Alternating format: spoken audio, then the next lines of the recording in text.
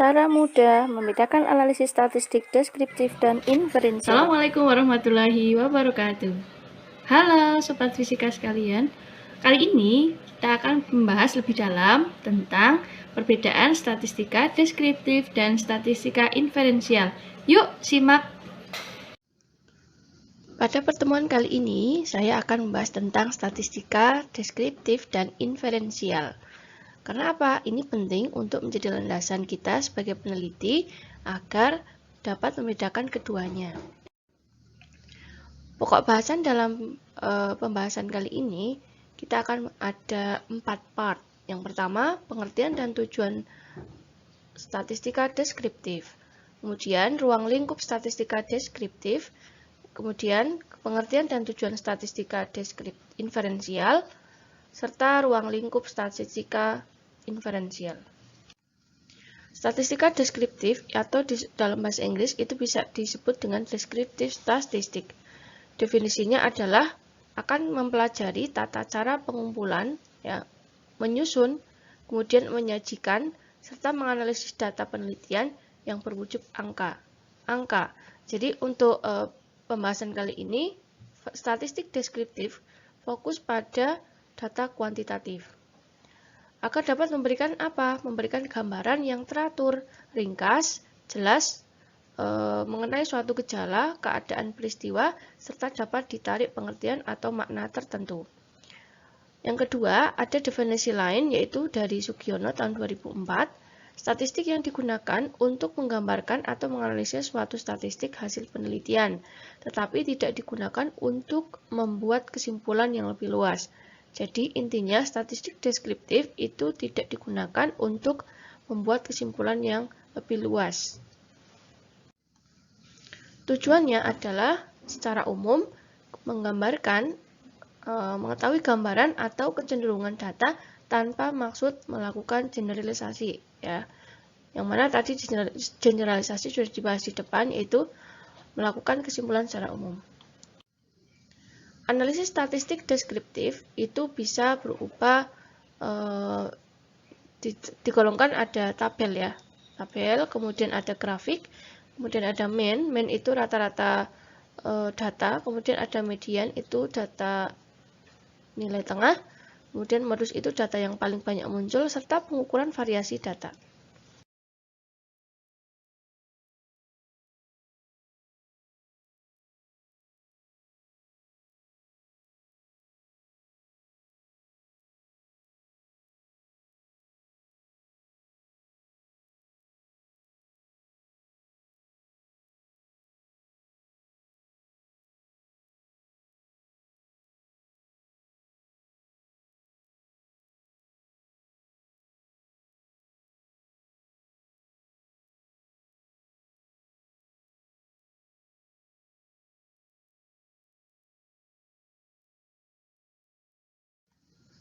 Ruang lingkup statistik deskriptif kita bisa melihat ada penyajian tabel, ya.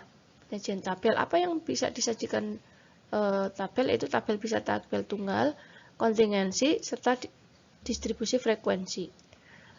Kemudian penyajian grafik juga bisa menggunakan grafik diagram lingkaran, kemudian diagram Venn, ya, ini diagram Venn, atau peta simbol, ya.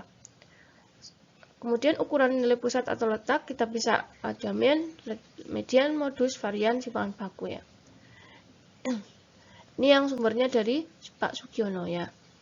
Nah, kemudian untuk ukuran dispersi itu kita bisa melihat ada jangkauan atau rentang, rata simpangan, variasi, serta simpangan baku.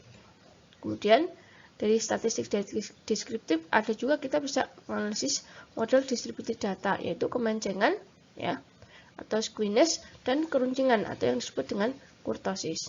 Serta yang terakhir kita bisa melihat adanya, kita bisa menganalisis time series atau data berkala serta angka indeks. Nah, sudah jelas kan untuk yang statistik deskriptif. Kemudian kita akan membahas tentang statistik inferensial atau yang kalau dalam bahasa Inggris itu disebut dengan induktif statistik. Kenapa disebut induktif? Nah, nanti kita akan bahas, ya. Kita bahas dulu definisinya. Statistik inferensial merupakan statistik yang mempelajari atau mempersiapkan tata cara penarikan kesimpulan.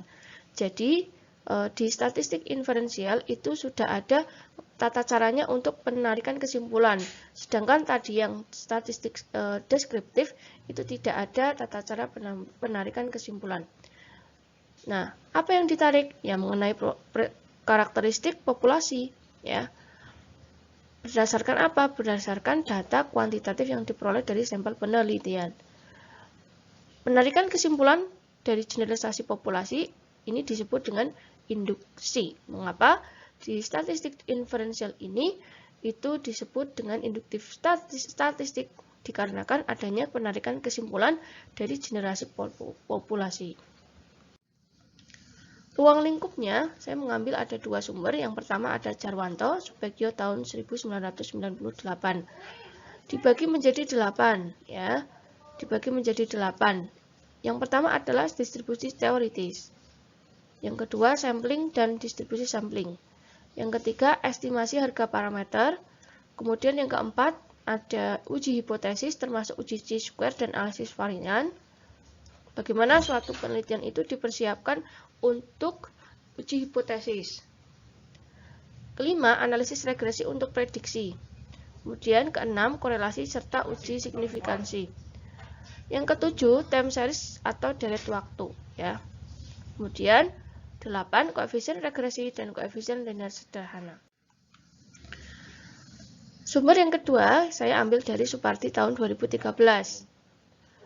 Ada 3 uji prasyarat atau uji yang kelayakannya itu secara umum dianalisis. Yang pertama ada uji prasyarat analisis atau kita kenal dengan uji klasik.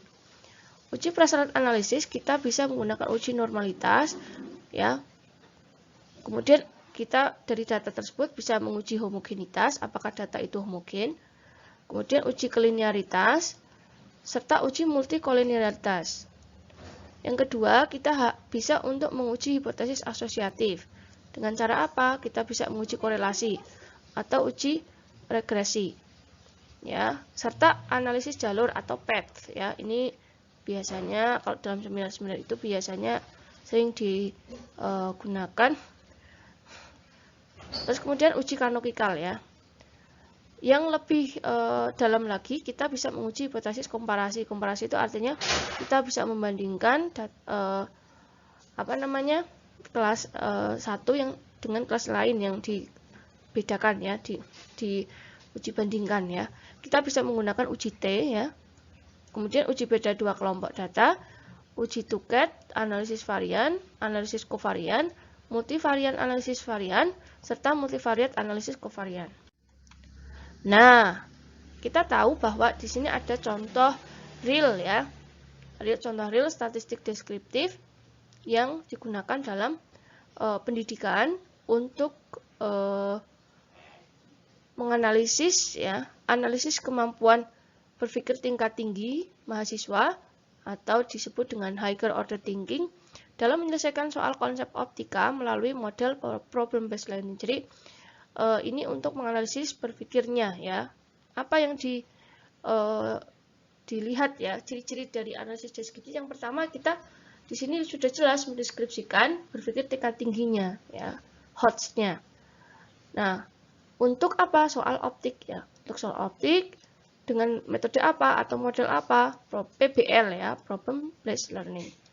Yang kedua, statistik yang digunakan di sini ini menggunakan seberapa presentasinya kemampuan berpikir tingkat tinggi mahasiswa dalam menyelesaikan soal HOTS materi optik. Jadi menggunakan interval, ya, interval nilai. Kalau misalnya 0 sampai 20, kategorinya apa? Sangat kurang. Kemudian untuk yang 21 sampai 40 nilainya kurang. Kemudian 41 sampai 60 kurang, ya. Cukup. Kemudian 61 sampai 80 itu baik.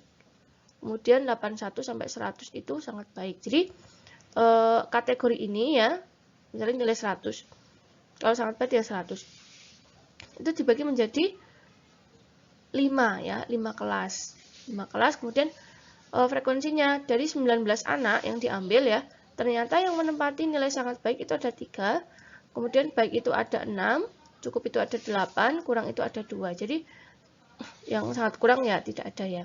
Presentasinya itu berasal dari frekuensi dia ya dibagi dengan total 19 dikali dengan 100. Nah, itulah rata-rata biasanya analisis statistik deskriptif itu lebih mudah ya daripada yang statistik inferensial. Kemudian untuk yang ketiga, tujuan dari penelitian ini itu mempresentasikan kemampuan. Nah, karena mempresentasikan kemampuan berarti taksonomi Bloom-nya ini mengambil ada 3 indikator. Yang pertama ada menganalisis, ya, taraf menganalisis seperti apa, ya. Kemudian ada evaluasi, ya, mengevaluasi. Kemudian ada mencipta. Ternyata dari 3 indikator ini yang termasuk persentase tertinggi dalam HOT itu adalah menganalisis, ya, menganalisisnya. Mudah kan untuk dicermati. Yang kedua adalah contoh penelitian kajian analisis statistik inferensial. Saya juga mengambil dari salah satu jurnal ya dengan judul Pengaruh Pendekatan Multiple Intelligence ya MI melalui model pembelajaran langsung terhadap sikap dan hasil belajar peserta didik. Jadi analisis statistik inferensial yang masuk dalam penelitian ini saya ambil ada beberapa highlight ya, catatan penting yang berbeda dari analisis statistik deskriptif. Yang pertama adalah kita lihat di sini ada uji hipotesis dulu ya. Kenapa? Karena yang tadi statistik deskriptif itu tidak menggunakan uji hipotesis, hanya untuk mendeskripsikan aja ya. Highlight yang kedua itu adalah kita hasil penelitiannya ini bagaimana ya sikap siswa terhadap fisika itu sendiri ya. Nah, diperoleh ya nilai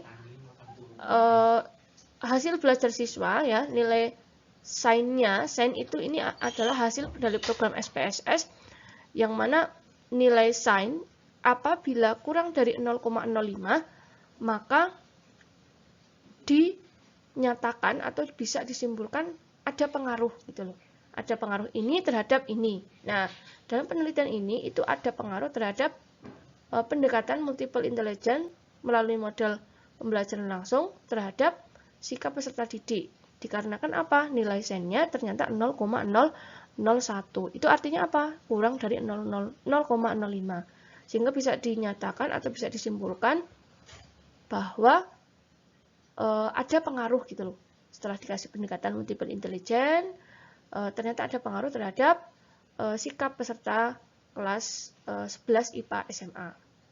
Kemudian untuk yang kedua ya, ternyata hasil belajar disimpulkan juga ada juga pengaruh. Pengaruh apa? Multiple intelligence terhadap modul pembelajaran ya, model pembelajaran langsung terhadap hasil peserta didik ya.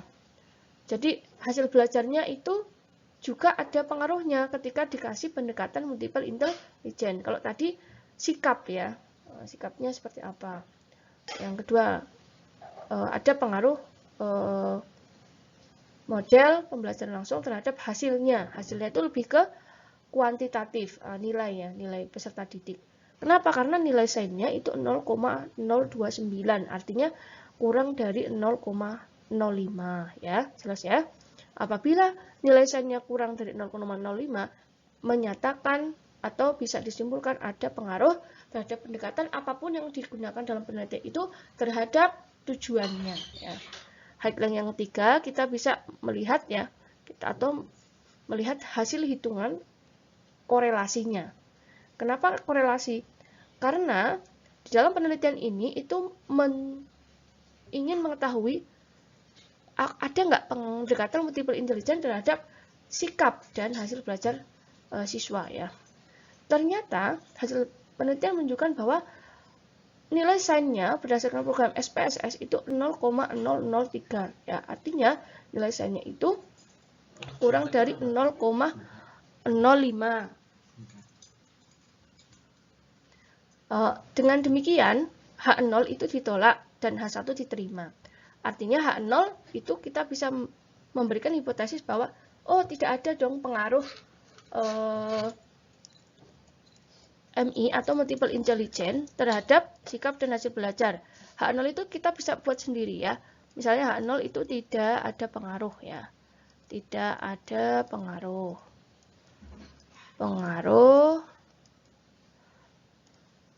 MI atau multiple intelligence terhadap sikap dan hasil belajar. Oke. Sikap dan hasil belajar. Kemudian untuk yang H1, kita juga bisa memberikan hipotesis bahwa ada pengaruh. Nah, ada pengaruh ya, ada pengaruh MI atau multiple intelligence terhadap sikap dan hasil belajar.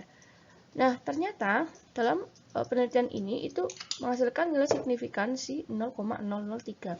Artinya kurang dari 0,05 sehingga H0 ditolak, H1 diterima. H1 diterima berarti ada pengaruh ya MI terhadap sikap dan hasil belajar siswa. Oke, daftar pustaka yang saya ambil itu ada 3. Yang pertama Jarwanto tahun 1998, kemudian Suparti tahun 2013, serta Amanda dan M. Fadli tahun 2018. Cukup sekian dan terima kasih. Sehat selalu. Jangan lupa pakai masker. Wassalamualaikum warahmatullahi wabarakatuh.